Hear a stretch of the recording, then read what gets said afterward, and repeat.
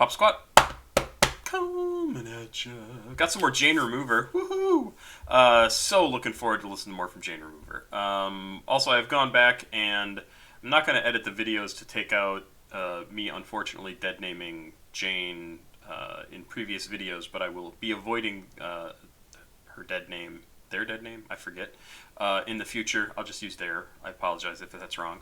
Dead name in the future, and let's just dig into this. This is Jane Remover with a song called Contingency Song. This is the official audio. This was sent in by one of my patrons, Alina, who I think also sent in the last Kodak Moment, I think it was, sent in the last track. Loved that song. Absolutely loved that song, and I'm looking forward to hearing more from Jane Remover. So, Contingency Song, yes, please. This came out in November of 2022, so not all that long ago. The credits for this list this song as rock, escape room. What the fuck is that? Slowcore, experimental, alternative rock, post-rock, drone, and shoegaze. Okay, I like some of that.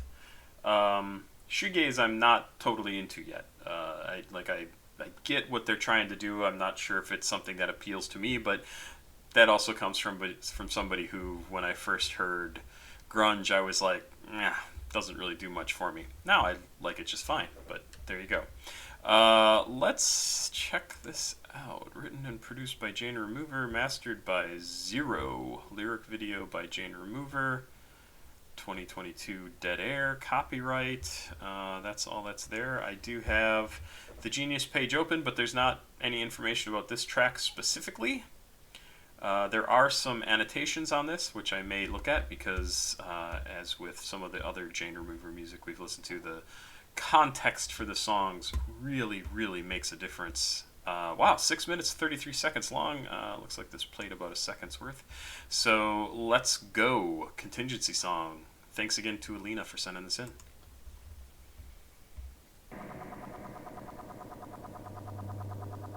That's cool.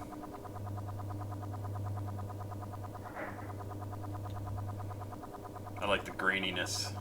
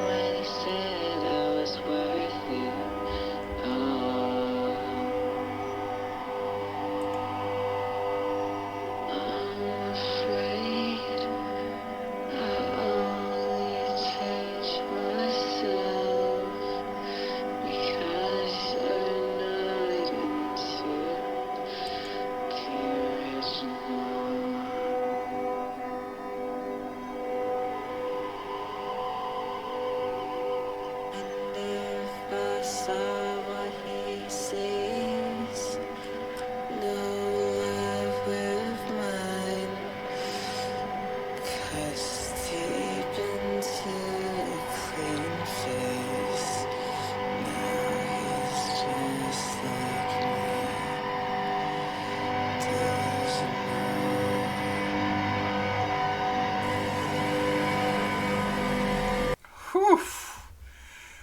That is so cool. You've got so very honest, very open lyrics coming in, right? I moved away and slept with a rotten taste. He lied when he said I was worth it all. I'm afraid I only changed myself because you're nodding to the original. And I read the little notes here, and I think what they're basically saying, or she's basically saying, is I feel like I changed myself because you react to me in a certain way, and you're reacting. What do they say here in the comments? She's scared that the only reason she changes how she acts or talks, or just her identity in general, is because she doesn't want the validation of the person she's referring to in these lyrics. She changes herself in an attempt to distance themselves to distance herself from the other person.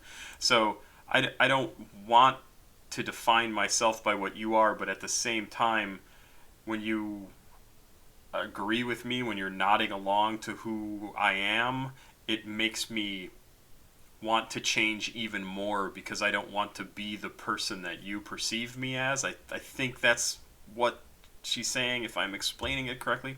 But then what's cool is, so we get these really honest lyrics, and then there's this sound in the background that just is slowly, slowly, slowly over the course of the whole beginning of the song, building and building and building and building and building.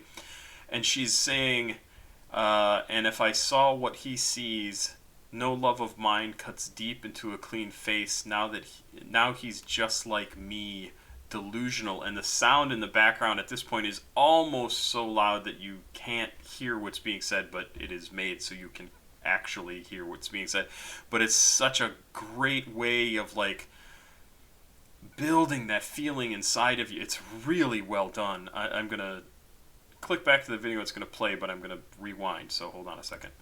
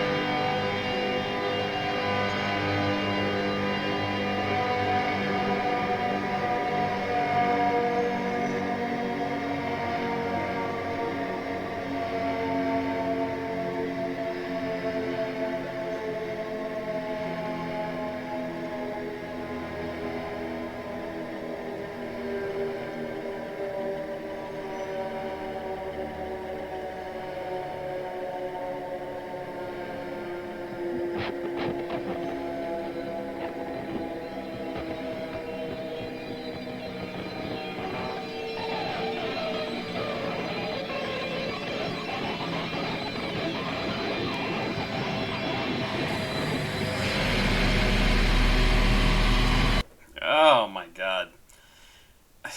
This is going to seem like a really weird thing to pause on. Because I feel like I should have paused right after they said the last lyrics, right? Do you feel young again when you're on top of me? I can't be taken if I give it away. It's interesting because she's talking about in the beginning of the song about how sort of defining herself based on what she thinks somebody else is perceiving in her, right? That's the best way to say it. But that's just defining yourself again by reacting against what that person's perception of you is, or what you think that person's perception of you is. It gets very confusing. But this is the same sort of thing. Do you feel young again when you're on top of me? So I'm assuming that's sex, right? Like, it's older person having sex with them, with her, and does it make you feel young? Does it make you feel like a kid again? Does it make you... And it's fine. You can do that. It's fine. I'm just going to let you do it, is what the next line says. I can't be taken if I give it away. So you can't, like, you're not forcing me to do this. You can't take from me and to make yourself feel young again, right? Again, I'm assuming they're talking about sex. I can't be taken if I give it away. And I think that's supposed to be a significant, meaningful line in this track, because as soon as she says it, everything, the lyrics cut out. There's no more lyrics for a while, and instead we get into this long, kind of hopeless feeling. I'm going to back away from before she says this. Hopeless feeling like fall or descent into this sound pit that the music becomes, of like, it just seems like we're falling and falling and falling and falling, and then it turns into like this destructive, discordant thing at the bottom, and then I assume we're gonna kind of come back out of this, right? Or at least we're gonna have some more lyrics in the song. I know for sure because I see them here, but it's that line is, I think, from the music, is supposed to make us feel hopeless. I can't be taken if I give it away. Ugh. That's like, it's very dark. If I just give myself away, if I just, you're not taking it. It's free. Come get it. It doesn't matter. It doesn't matter. That's it, right? It doesn't matter. Do whatever you want to me. It doesn't matter. You can have, yeah, go for it. Like, I'm letting you. I let anybody. Who cares? It doesn't matter.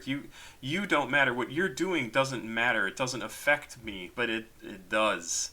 Because otherwise you wouldn't have that reaction of, I'm just going to give it away. Like, you can't take it from me. I'm going to let you do it. It's not good. It's not a healthy thing, right? It's like when people who've decided to kill themselves give away all their things because it doesn't matter anymore. It doesn't matter because they're not going to be around to enjoy it, to enjoy the things they have, what is important to them in their life, because their life is, it's going to be over soon. It doesn't matter. Giving it up. Whew. Do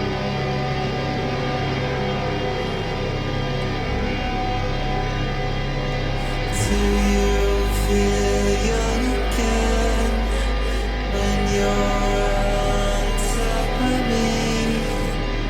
I can't be taken if I give it away.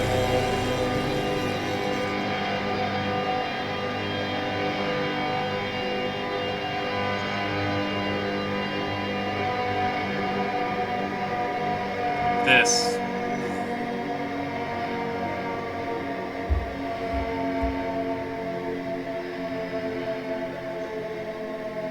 It's like falling and fading into nothing.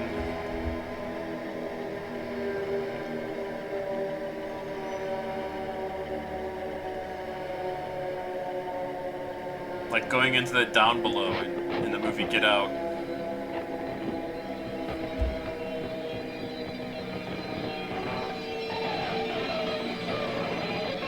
But what's this? This is like all discordant. That.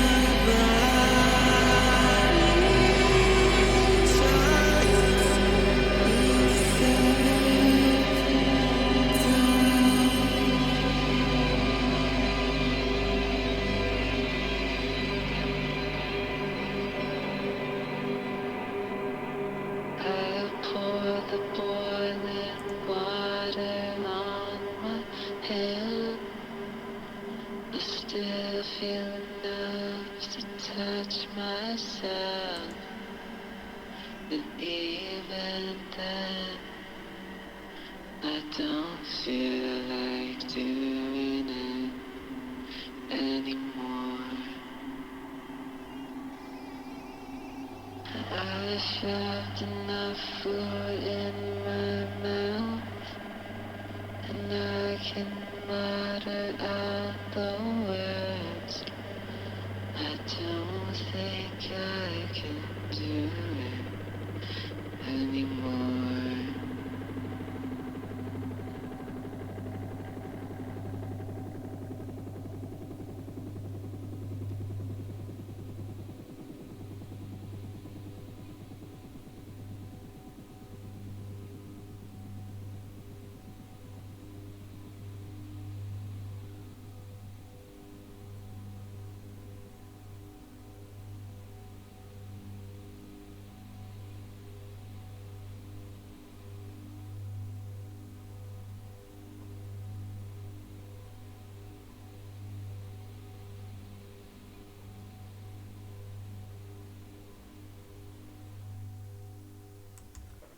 Man, I wish I had a better idea about what the end means.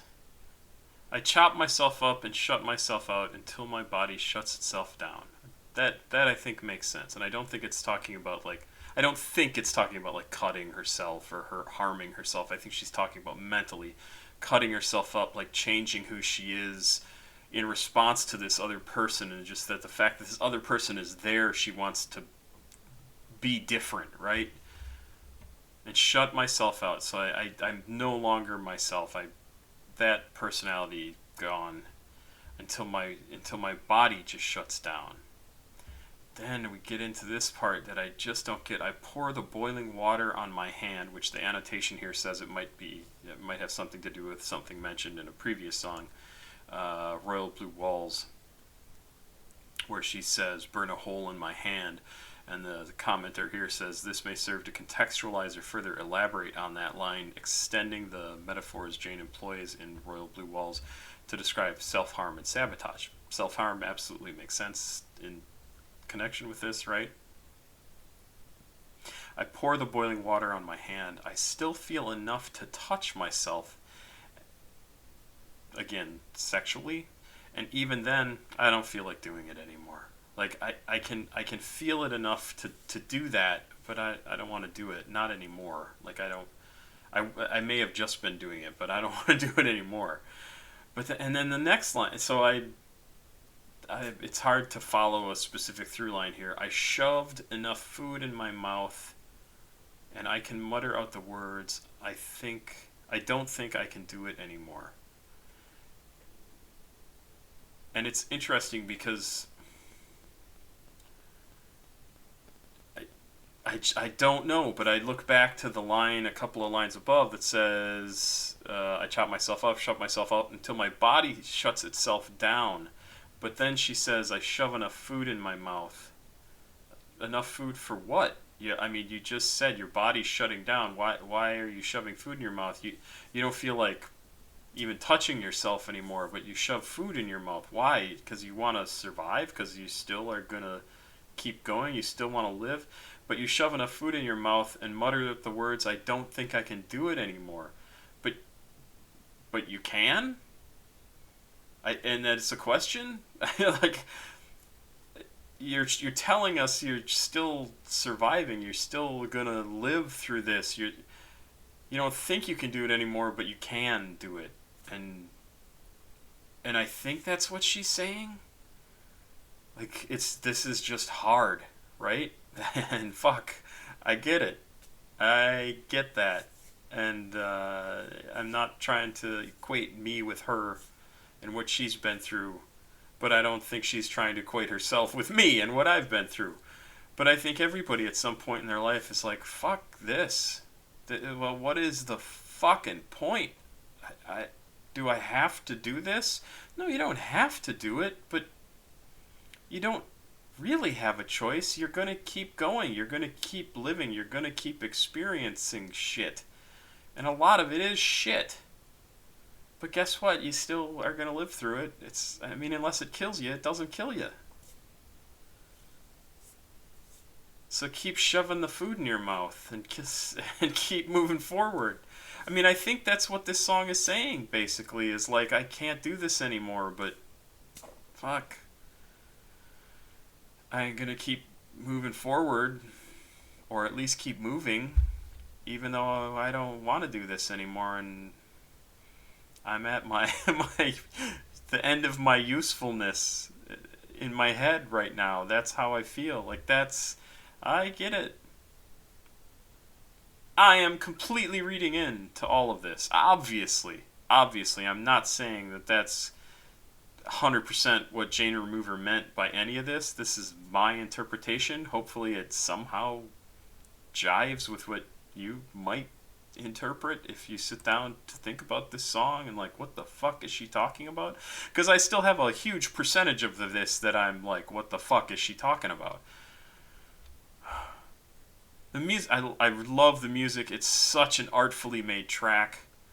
It does such a great job of pairing that swelling sense of sort of ominous desperation into the song, turns it into something very, very cool, very meaningful, very deep. Then it has that really cool drop off where everything falls away. I mean, and it's all sonic, right? It's all just the music. It's telling this story to me of the hopelessness and the dropping down to this, like I said earlier, this sort of discordant, cacophonous hole that then she still has to fill in with some sort of existence for herself.